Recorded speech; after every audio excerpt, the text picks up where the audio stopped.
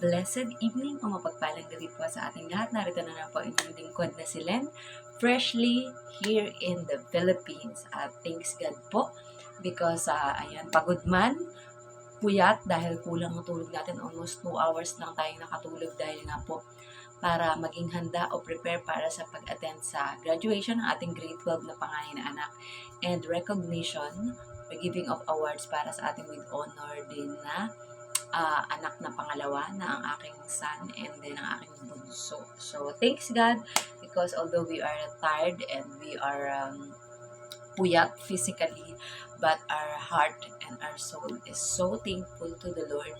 Kaya nga talagang to God be all the glory because talagang sulit yung naging pagkakauwi natin na umakyat tayo na 3 beses sa stage and that we know that the presence of the Lord is there and sobrang naging masaya ang ating buong pamilya dahil sa pangyayari na ito sa ating pamilya. So, congratulations po sa lahat ng mga pamilya na may mga graduate, ayan, at nagkaroon ng mga award.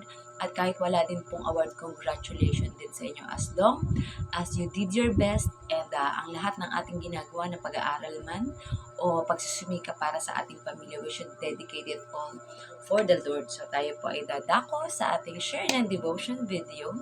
And syempre, bago po tayo magpasimula, huwag po natin kakalimutan ang magpasalamat sa ating Panginoon para sa lahat ng mga bagay na ating nakamit. So let us pray. Ama naming Diyos na makapangyarihan sa lahat, pinupuri at pinasasalamatan ka po namin sa buong araw na ito, sa pag-iingat nyo mula po sa araw na ako at kami ay nagbiyahe patungo sa lugar na ito, Panginoon, at kami din ay naganap, Panginoon, at nangyari ang pag-awarding at pag-akyat sa stage para sa graduation ng aking 3 anak, Panginoon. Salamat sa buhay, kalakasan at hininga na patuloy niyong pinagkakaloob, Panginoon, at tunay na all the glory belongs to you, Panginoon. Salamat din po sa mga trials, tests, and problems na aming pinagdadaanan, Panginoon, dahil ito po ang umuhubog at nagsishape sa aming character at sa aming faith sa inyo upang lalo itong maging matatag sa bawat araw at sa bawat panahon na ipinagkakaloob niyo sa amin, Panginoon. At ngayon, nadako po kami muli, Panginoon, sa pag-aaral ng inyong mga salita, Panginoon, at dalangin namin na kayo ang laging matataas at mapapapurihan, Panginoon, because you deserve all the glory, Panginoon. Ang karunungan na mayroon kami, Panginoon, ay nagmumula sa inyo at lahat ng bagay, maging ang buhay na ito na aming isinasabuhay, Panginoon, at patuloy na namumuhay nawa ang bawat isa ayon sa inyong kalooban, Panginoon. Salamat sa protection, provision, godly wisdom, divine connection, Panginoon, ay pinagkakaloob niyo upang ang bawat isa sa amin, Panginoon, ay magawa ang aming misyon na ipinagagawa niyo dito sa mundo, Panginoon. Maraming salamat din po sa Panginoong Yesus dahil siya ang laging isang napakagandang halimbawa, Panginoon, ng inyong pag-ibig at pagmamahal at pagpapatawad sa amin. Dahil sa inyong grasya at habang kami ay naligtas, Panginoon, mula sa pinakakinatatakutan at pinakamalaking kasalanan na bunga ng kasalanan na mararanasan namin, Panginoon, ang kamatayan, Panginoon. At kung dumanas man kami ng kamatayan physically, Panginoon, we know that we will live eternally with you in your kingdom in heaven, Panginoon. Salamat din po sa banal na Espiritu na siyang lumulukob sa amin, Panginoon, upang ang lahat ng aming gagawin, sasabihin at pakikitungo sa aming kapwa, Panginoon, ay naayon lamang sa inyong kalooban, Panginoon. And let your peace, Panginoon, na mangibabaw sa bawat isa sa amin, Panginoon.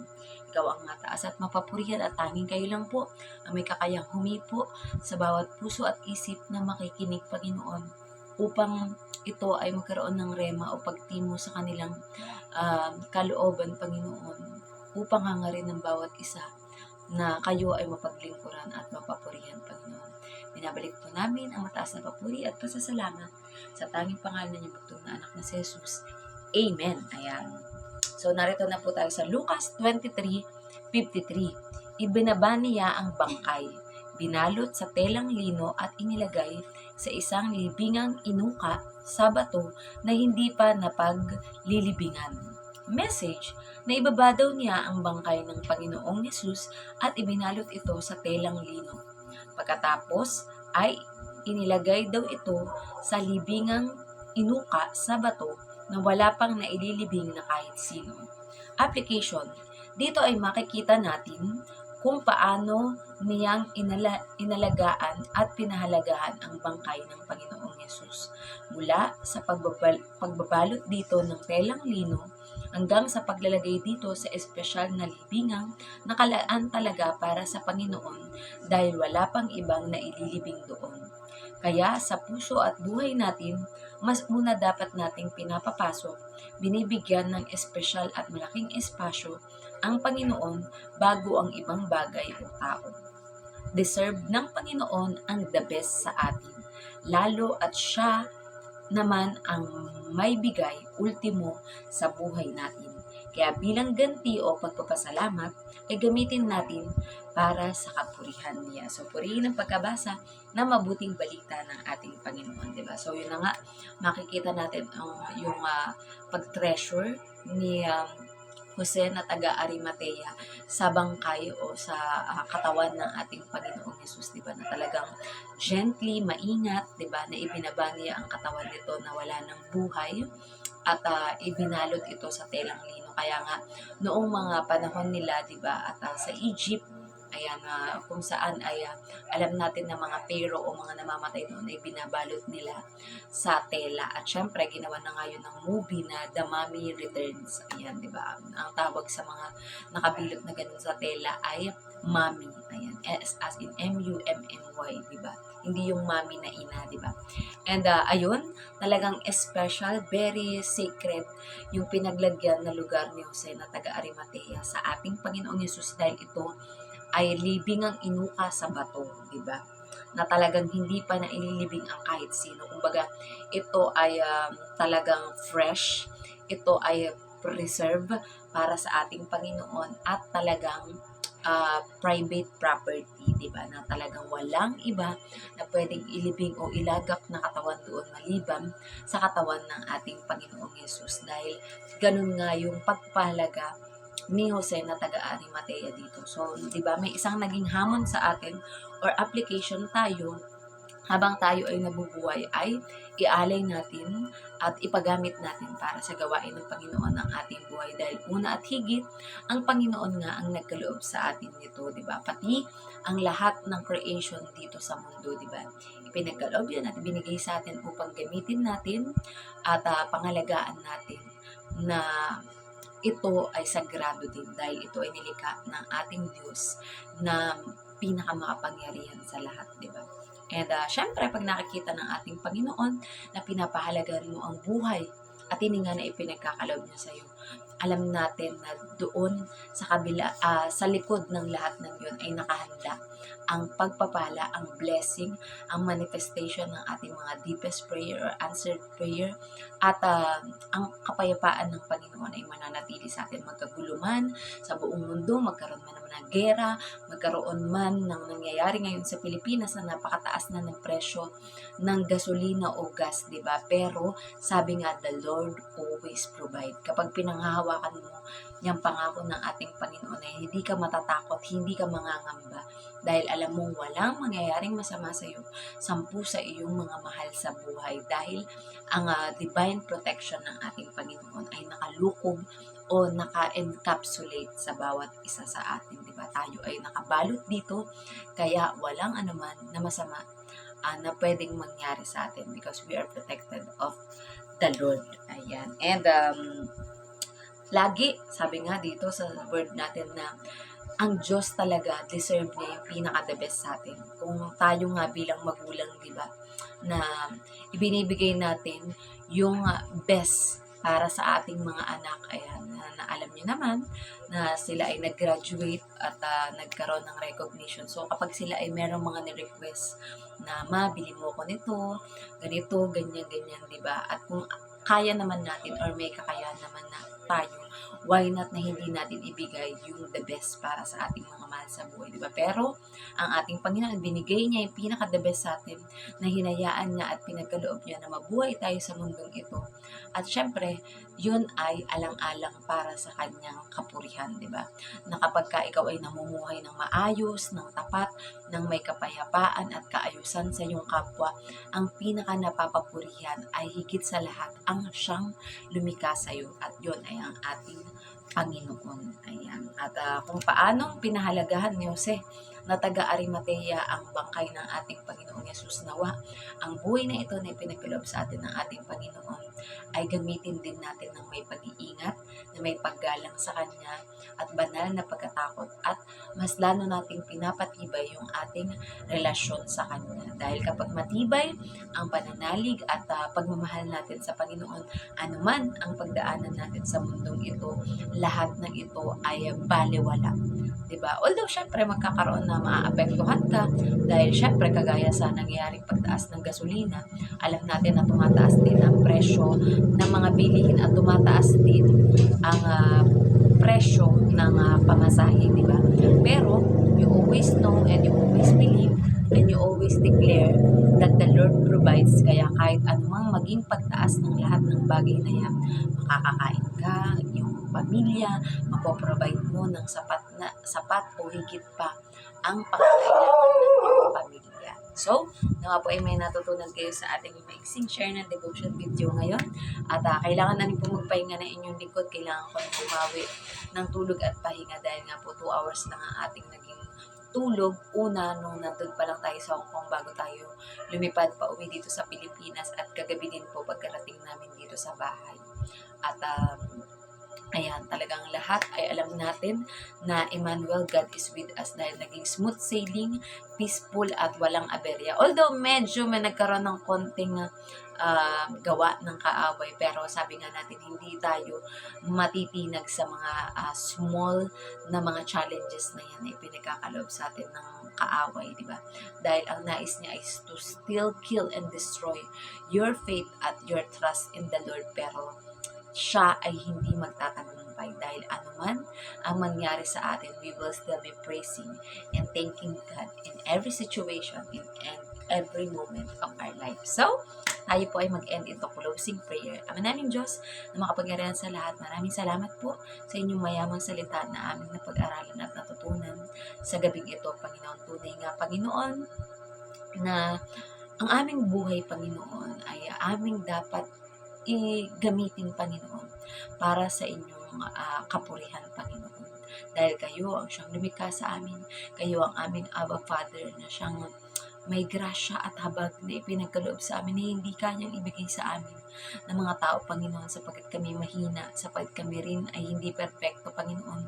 Ngunit dahil sa perpektong Panginoong Yesus na inyong bugtong na anak na pumarito sa mundo upang tubusin kami sa aming mga kasalanan, sa aming mga takot, sa aming mga pangamba, Panginoon, at lahat ng bagay na maaaring katakutan ng tao, Panginoon, ay inalis niyo na po, Panginoon. Pinalitan niyo ito ng buhay na walang hanggan at kasiya-siya, Panginoon, na bagamat kami namumuhay sa mundong ito, Panginoon, we know that we are living eternally for your glory, Panginoon. At we know, Lord God, na anuman ang mga nawala sa bawat isa, Panginoon, ito man ay sa trabaho, sa negosyo, Panginoon, may mga nang-scam o nanloko sa kanila, Panginoon. We know, Lord God, that you are the God who will restore everything, Panginoon. At ibabalik niyo pa ito sa mga nagtitiwala sa inyo ng siksik, liglig, at umaapaw. Gayon din po, Panginoon, alam namin na anumang mga paggawa, inanais ipagawa ng inyong mga lingkod dito sa mundong ito, Panginoon. Ito man ay mga business, ito man ay church, ito man ay mga paaralan o university, Panginoon, o ano pa man, lalong higit ang may kaugnayan sa pagpapalawig ng inyong kaharian, o mga evangelism, pagpapa-scholar o pagpapaaral sa mga nagtitiwala at tumanggap sa inyo bilang Diyos at tagapagligtas, maging gayon din sa mga dayuhan o hindi mga namin mga kakilala, Panginoon. And we declare, Lord God,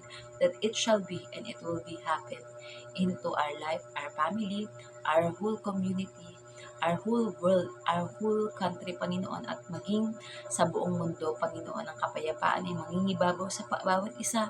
There will be unity, Panginoon, at pagsasaayos ng buhay ng bawat isa, Panginoon.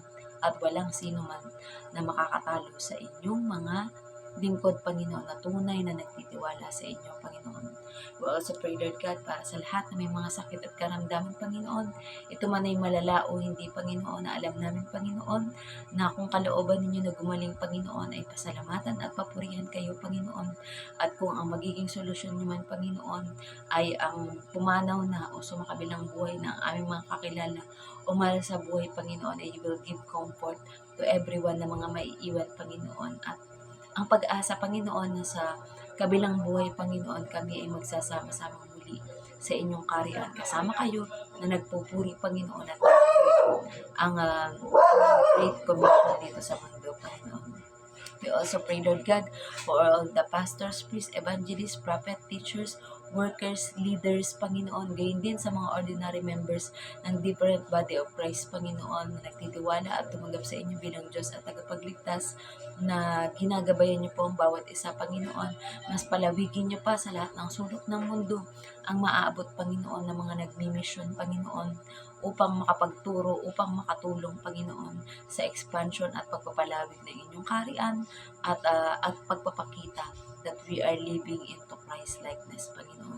Kayo po ang siyang maghari at mapapurihan, Panginoon, at gayon din ang bawat mga bansa, ang bansang ito na Hong Kong, ang bansang Pilipinas, Panginoon. We know, Lord God, na ang inyong grasya at habag, Panginoon, at pagbibigay na maayos na mga leader at pamamalakad sa bansang ito, Panginoon, at pagtutulungan maging ng pinakamaliit na area ng mundo, Panginoon, ang pamilya, Panginoon, na hindi na magkakawasak-wasak, Panginoon, magkakaayos ito, Panginoon, at mangingibabaw sa bawat isa ang pag-ibig at pagpapatawad na nagmumula sa inyo, Panginoon.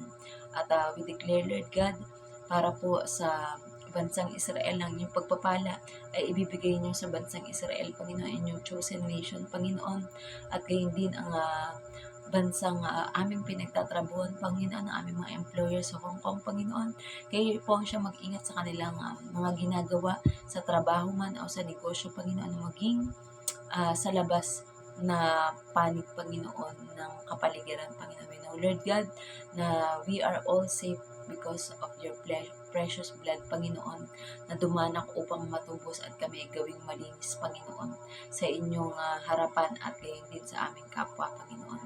And we also pray, Lord God, that anuman ang mga balakin ng bawat isa, Panginoon, kapag ito po ay aming itinalaga sa inyo, ito po ay magiging matagumpay at ito po ay magiging maayos, Panginoon. Kaya alam po namin na kayo ang kikilos at magbibigay sa amin ng paraan tungkol sa mga bagay na aming kakaharapin sa mundong ito, Panginoon. Muli, Panginoon, kung kami nakalimutan include sa panalangin, Panginoon, na alam namin, Panginoon, na sinagot nyo na ito at mangyayari at magaganap sa aming mga buhay, Panginoon. At laging magmahalan, magpatawaran, lalong higit ang bawat pamilya, Panginoon, at tapusin na ang bawat alitan o hindi pagkakasundo, Panginoon, dahil alam namin na muli kayo ay magbabalik, Panginoon, upang kunin ang mga pinabanal, Panginoon, at mga tao, Panginoon, na pinipili sa bawat araw, Panginoon, na paglingkuran kayo at madakila kayo sa aming mga buhay, Panginoon. Ano pa man po ang aming nakalimutang ipanalangin, selyuhan niyo po ito na inyong banal na Espiritu. At muli, ito po ang aming samang dalangin sa matamis sa pangalan niya, magtunganak na si Jesus. Amen. Bye po sa ating lahat and God bless.